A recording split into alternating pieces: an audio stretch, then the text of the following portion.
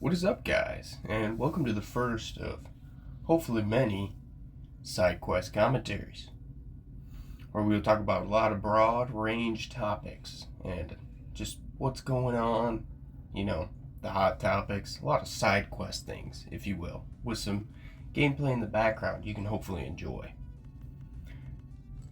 But today's topic is going to be why money sucks right now. And it does for most people, I'm assuming, as I've been seeing all over the internet, and I've also experienced it firsthand.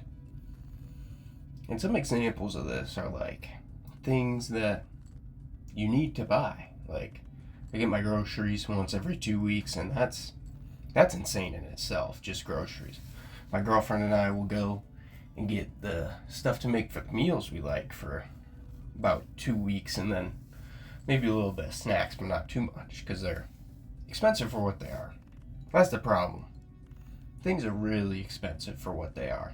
Like, I remember when I was a kid, and I'd go grocery shopping with my mom at Walmart, and she would get about 2, dare I say, 3 times the amount of groceries for the same price I pay, and my cart's only half full. Sometimes we would have to double cart because we would need so much groceries. But now it doesn't feel like that's possible to get 2 carts of groceries without paying $500, $600, maybe $700 depending on what you get. And that's just insane to me because the cost of living is so high. It's awful. Like, I'm working on getting money to buy a house and stuff so I can move out, be on my own and stuff, because I graduated last year, and it's tough. Like, I just got this new, better paying job, and it's still gonna be a while. It's still gonna be a good 6 months to a year and a half before my girlfriend and I have enough for a down payment on a house, which is insane. Like, we've been saving and saving, have a good chunk of money, and it's still not near enough. And houses, they're just expensive for what they are. I mean, my parents bought their first house when they were about my age, maybe a little older, for about $40,000, which is crazy. And now, a house of that size, and it wasn't a good house by any means, but a house that size, that quality, nowadays can go for probably $100,000 now, which is insane. It is just crazy how expensive things are. And on top of saving for a house, like I was saying earlier, we have to get essentials, food, shampoo, toiletries, things like that. And it's just crazy how expensive things are. Like, when I run out of shampoo and I have to get things like that, it feels like I'm being financially irresponsible because of how much more money I spend on that stuff. But I'm not. It's because I need it. And that's the thing that sucks about it, is that I need it. There's nothing I can do about it to not buy it. It's like gas. You have to put gas in your car no matter what. Whether the price goes up, down, you're going to have to put it in your car to get from place to place. You can't just not put gas in your car. And it's ridiculous. It's insane. And that's the thing, these companies know that you have to buy things like that. And they are doing inflation, but they're also shrinking the product, shrinkflation, if you will. And it's corporate greed. It's insane. It's ridiculous. And I've witnessed it because when I was a kid, things were not near as expensive. You used to be able to go to McDonald's and have that as a meal because it was cheap and fast. But nowadays you go and buy McDonald's for 2 people and it's $36. And it's not worth it because the portion sizes are smaller and you're paying more for it. And then they have these reward systems, but you can't even stack the coupons. And it takes so much of buying that product to even get anything back from it. It's not even worth it at that point, and it's insane. Like, Didn't realize how good it was back in the day until I realized how shitty it is now. It's really shitty. It's awful. But the thing that sucks is a lot of people still feed into that corporate greed.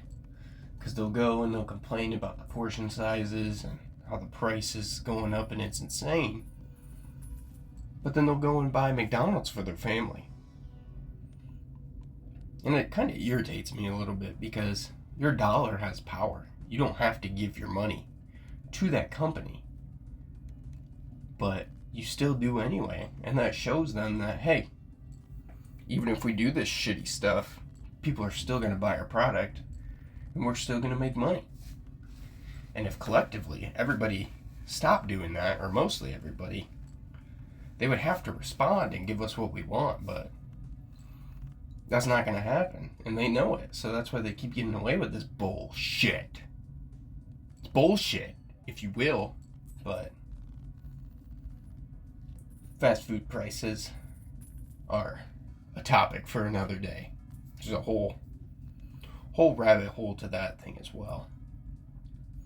But back to what I was saying about the housing market, groceries, and just the cost of living being so expensive. So prime examples, like back in the day when my father worked at a different place that he does now, he made less money, had 2 car payments, and we were still better off financially than we are now. He has a higher paying job, 0 car payments, and all he does is pay for the house. And that is insane. It is insane that the cost of the dollar is not keeping up with inflation. And obviously you're going to have inflation with time. Everything's going to get more expensive. But it is hyperinflated to the point where stuff is becoming a luxury that shouldn't be. Like I was talking about earlier, fast food. You used to be able to get that because it was cheap. And now it's a luxury. Like, a lot of people aren't eating it near as much just because of how much more expensive it is now compared to what it was 5 years ago even. But it is crazy. Another thing that is really crazy is also the price of clothes. With starting my new job and stuff, it's a big old blue collar job, if you will. I do woodworking and shop, and for that I needed to buy, new pair of shoes for work because I'm on concrete floors. Got to buy work pants and stuff like that.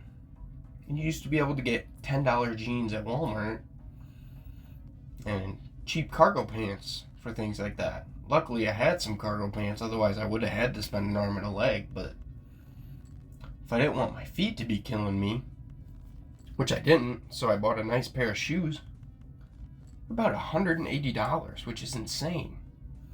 You used to be able to get a nice pair of shoes on the expensive end back in the day for $80.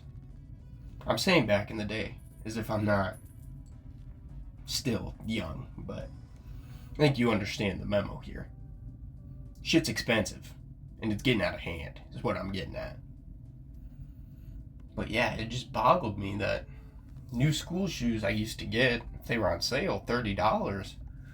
But the nice pair of shoes I bought now were 5-6 times the price of that, which is insane.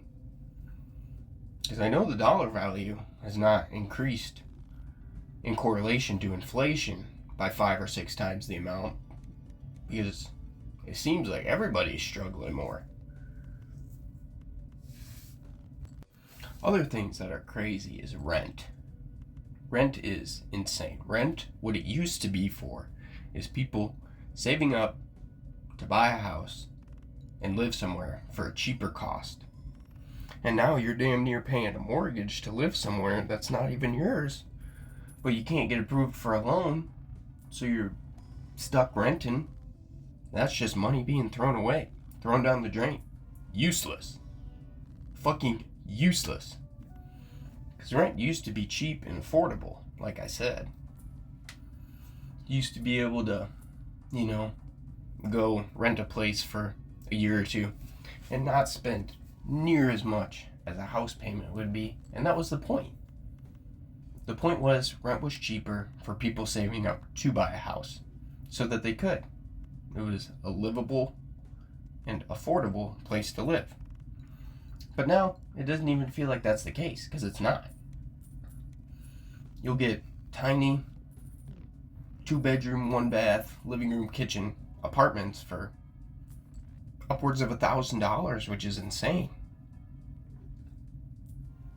And that's just crazy to me to think about it, because I was a kid when this stuff was all cheap, so it wasn't relevant to me how not good it was, because you were still, had to spend the money, but how much easier it was financially to succeed.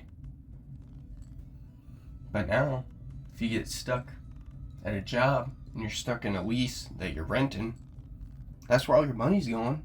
If something happens to your car, what are you going to do? You're screwed.